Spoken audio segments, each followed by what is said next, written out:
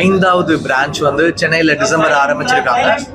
So இந்த அஞ்சாவது பிரான்ச்சுடைய மொத்தம் 42 ரைட்ஸ் இருக்குது. 43வது அவங்களுடைய மொத்த ஸ்பெஷலான ஒரு ரைட் தான் இந்த ஸ்கை வீல். ஸோ 80 மீட்டர்ஸ் வரைக்கும் மேலே அந்த ஒரு ஏர் கண்டிஷன்டு ரைடு. அது மேலே போனால் ஃபுல் சிட்டியுடைய அந்த பேனோராமிக் வியூ கிடைக்கும். இங்கேருந்து ஒரு 20 கிலோமீட்டர் வரைக்கும் நமக்கு ஒரு வியூ இருக்குது. ஸோ ரொம்ப இன்ட்ரெஸ்டிங்கான ரைடாக இருந்துச்சு. இங்கேயே பார்த்தீங்கன்னா ஒரு ரெஸ்டாரண்ட் ஸ்பேஸ் இருக்குது. அங்கேருந்து அப்படியே மேலே போனால் இந்த ரைடு இருக்குது. ஸோ ஃபேமிலிஸோட இந்த வியூவை பார்க்கறது ரொம்ப இன்ட்ரெஸ்டிங்காக இருக்கும்னு நினைக்கிறேன். நான் இந்த ரைட் இப்போது லான்ச் பண்ணேன். இப்போ தான் I took the ride. It was very, very nice. It was very interesting. And மேலே போகிறது வந்து ரொம்ப த்ரில்லாக ஒரு த்ரில்லிங்காக ஒரு அட்வென்ச்சரஸாக இருந்துச்சு. ரொம்ப நல்லா இருந்துச்சு. So best wishes to Wonderla team. So அவங்களுடைய ஐகானிக் ரைடை வந்து இங்கே சென்னையில் லான்ச் பண்ணியிருக்காங்க. ஸோ ஐ திங்க் டெஃபினட்டாக இது ஒரு பெரிய ஃபேமிலி அட்ராக்ஷன் ஸ்பேஸாக தான் இருக்கும். அண்ட் சேஃப்டியும் நிறைய ஒர்க் பண்ணியிருக்காங்க. அவங்க சேஃப்டி இன்ஜினியர்ஸ் இருக்கிறாங்க, எல்லாரும் ஒர்க் பண்ணியிருக்காங்க. So I wish the best for this team. And then டெஃபினட்டாக போய் ட்ரை பண்ணி பாருங்கள் எப்படி இருக்குது. சார், எப்பவுமே நீங்கள் கம்ஃபர்ட் ஜோனை விரும்பாத ஆள். மியூசிக்கில் இருந்து ஆக்டிங் அப்படிங்கிறது நீங்கள் சூஸ் பண்ணீங்க. நிறைய விமர்சனங்கள் வந்தாலும் நீங்கள் எடுத்துக்கிட்டீங்க. இப்போ அடுத்ததாக ஒரு கமர்ஷியலான ஒரு விஷயங்களையும் நீங்கள் சப்போர்ட் பண்ண ஆரம்பிச்சு. நிறைய நம்ம இந்தியன் ஆக்டர்ஸ் சில ரூல்ஸ் வச்சுருக்கிறாங்க. பட் உங்களுக்கு இந்த மாதிரியான கமர்ஷியலான விஷயங்களை சப்போர்ட் பண்ணுறது, அதுக்கான பிளான் பண்ணுற விஷயங்கள் நீங்கள் அதை எப்படி பண்ணுங்க? அதாவது எல்லா கமர்ஷியலும் நான் சப்போர்ட் பண்ண மாட்டேன். இப்போ நான் ஆல்கஹால் பிராண்ட்ஸ் நான் வந்து இது பண்ணுறதில்ல, கேம்லிங் ப்ரமோட் பண்ணுறதில்ல. சிலதெல்லாம் எனக்கு கூல்ட்ரிங்க் பிராண்ட் வந்தபோது நான் பண்ணுறது அக்செப்ட் பண்ணலை. பெரிய பெரிய கொடிகளில் கேட்டாங்க, நான் பண்ணலை. இது வந்து ஒரு அம்யூஸ்மெண்ட் பார்க் ஃபேமிலி அப்படின்ற காரணத்தால் நான் வந்திருக்கேன். எல்லாமே நான் பண்ண மாட்டேன். அப்படி நீங்கள் என்னை எடுக்க முடியாது. நிறைய வாட்டி கூல்ட்ரிங்க் பிராண்ட்ஸ் கேட்டு வேண்டான்னு சொல்லியிருக்கேன். எனக்கு அப்படி பண்ண மாட்டேன். இது வந்து ஒரு ஃபேமிலி ஸ்பேஸ், ஒரு அம்யூஸ்மெண்ட் பார்க்கு, ஒரு குழந்தைங்களோட வர ஒரு இடம்ன்றதுனால.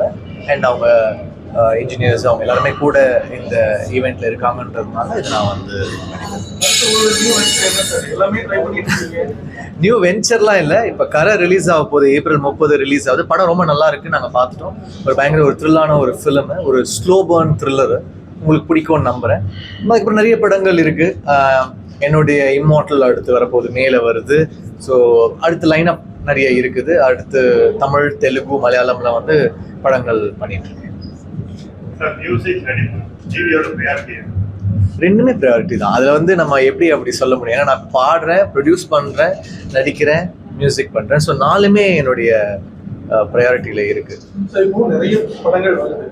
பட் எல்லா படங்களும் சக்ஸஸ் ஆகுது அப்படின்னா நிச்சயமா இல்லை. அதுக்கு ஸ்டார் வேல்யூ இப்போ ஓட்டிக்கூடிய அந்த ப்ரையாரிட்டியும் ரொம்ப கம்மியாகிட்டு வருது அப்படிங்கிற கமெண்ட்ஸ்லாம் வருது.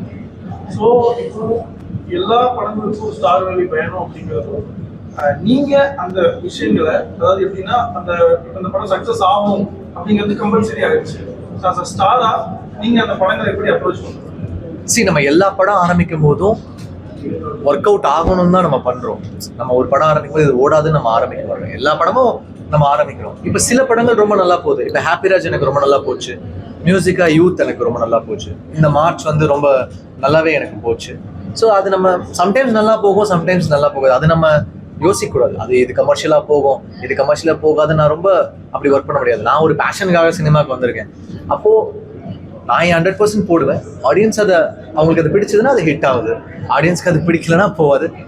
இந்த வாட்டி இந்த 2 படமே நல்லா போயிடுச்சு எனக்கு.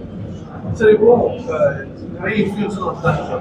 நீங்கெல்லாம் இந்த இடத்துக்கு வரதுக்கு ஆரம்பத்துல இருந்து தயாராக நிறைய இன்னைக்கு இந்த இடங்கிறது ஒவ்வொரு நாளும் போட்ட உழைப்போட இடம் தான் இந்த இடம். இன்னைக்கு இன்ஃப்ளூயன்சர்ஸ் அப்புறம் மற்றவங்கலாம் ரொம்ப ஈஸியாக அந்த இடத்த பிடிச்சிடாங்க அப்படிங்கிற கமெண்ட்ஸ் இருக்கு.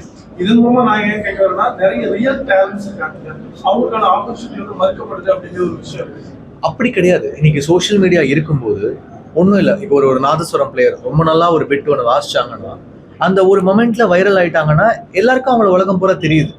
ஸோ உங்களுக்கு சோஷியல் மீடியான்றது ஒரு பப்ளிக் கிட்டே போய் எல்லாருமே அவங்களே ஸ்ப்ரெட் பண்ணி ரீச் ஆகக்கூடிய ஒரு டூல் இருக்கு உங்களுக்கு. அதை நீங்க எப்படி யூஸ் பண்ணிக்கிறீங்கன்றத வச்சுதான் இருக்கு.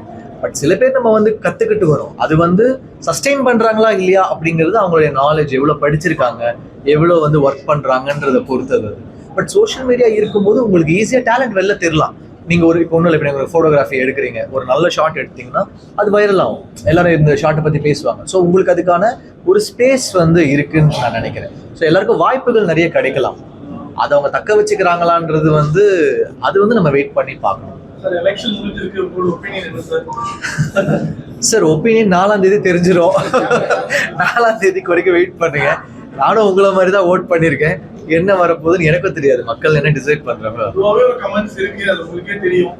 சார் கமெண்ட்ஸ் வந்து எப்பவுமே இருக்கும் சார். அது வந்து நமக்கு ரிசல்ட் வரும்போது நமக்கு ஷாக் ஆகலாம், இல்லை நம்மளே சர்ப்ரைஸ் ஆகலாம், என்ன வேணா ஆகலாம். அது நமக்கு சொல்ல முடியாது. இந்த வாட்டி ரொம்ப ஒரு எப்படி சொல்றது, ஒரு எல்லாருமே எதிர்பார்த்துட்டு இருக்கிற ஒரு டேட். அது இப்படிதான் இருக்கும் இப்படிதான் இருக்கும்னு யாருமே சொல்ல முடியாது. அது 4ஆம் தேதி தான் நமக்கு தெரிய வரும். அந்த விமர்சனத்தை எப்படி சார் பாக்குறீங்க? அதாவது ஒரு ஆக்டரோ ஒரு டைரக்டரோ அரசியல்ல வந்து அனுபவமே இல்லாம திடீர்னு ஒரு 2-3 வருஷத்துல நான் ஒர்க் அவுட் பண்ணி நான் அதை வந்து எடுத்துக்கலாம் அப்படின்னு. சார் அது காலம் தான் சார் பதில் சொல்லும். நம்ம இங்க வண்டர்லாவோட லான்ச்சுக்கு வந்திருக்கோம், அதை பத்தி பேசுவோம். அடுத்த ப்ரெஸ் மீட்ல இன்னும் டீட்டெயில்டா போவோம். ஸோ இந்த டீமுக்கு என்னுடைய வாழ்த்துக்கள். அவங்க ரொம்ப லைக் சேஃப்டிக்குமே ரொம்ப செலவு பண்றாங்க. அந்த மொத்தமா ஒரு இனோவேஷனா ஒர்க் பண்ணியிருக்காங்க. அவங்களுக்கு என்னுடைய வாழ்த்துக்கள். ஸோ கண்டிப்பா இது சேஃபா இருக்கும் நானும் நம்புறேன். டெஃபினட்டா நானும் இந்த ரைட் போனேன், எனக்கு வந்து பிடிச்சிருந்தது. ஸோ ஃபேமிலிஸா வந்து பார்ப்பாங்க. இது வந்து ஒரு நல்ல ஒரு ஸ்பேஸா இருக்கும்னு நினைக்கிறேன் இந்த சம்மர் ஹாலிடேஸ்க்கு. என்ன சார் ஸ்பெஷலா இருக்கும் சார்? நீங்களே என்ன கேள்வி கேட்டீங்கன்னா அவங்கள கொஸ்டின் இருக்குதா, அதவங்கள கேட்கணும் சார். லான்ச் பத்தி இப்போ தான் சொன்னேன். ஸோ இவங்க டீமோட லான்ச் பண்ணியிருக்கோம். அவங்க இன்ஜினியரும் வந்திருக்காங்க. அண்ட் இப்போ நாங்கள் ப்ரெஸ் மீட்ல பேசணும். ஸோ இந்த 43rd ஒரு ரைடு அப்படின்றது ஸ்கைவீல் வந்து இன்னைக்கு லான்ச் பண்ணியிருக்காங்க. ஸோ இது அவங்களுடைய ஸ்பெஷல் ரைடு அப்படின்னு சொல்லப்படுது. இந்த 5 பிரான்ச்லுமே அது வந்து ரொம்ப ஒரு முக்கியமான ஒரு ஃபேமிலிக்கான ஸ்பாட்டா அப்படின்னு சொல்றாங்க. ஸோ அதை இன்னைக்கு லான்ச் பண்ணியிருக்காங்க. பிளே ஸ்டோர் மற்றும் ஆப் ஸ்டோரில் இருந்து பாலிமர் செயலியை QR கோடு மூலம் பதிவிறக்கம் செய்யுங்கள். செய்திகளை உடனுக்குடன் பெறுங்கள்.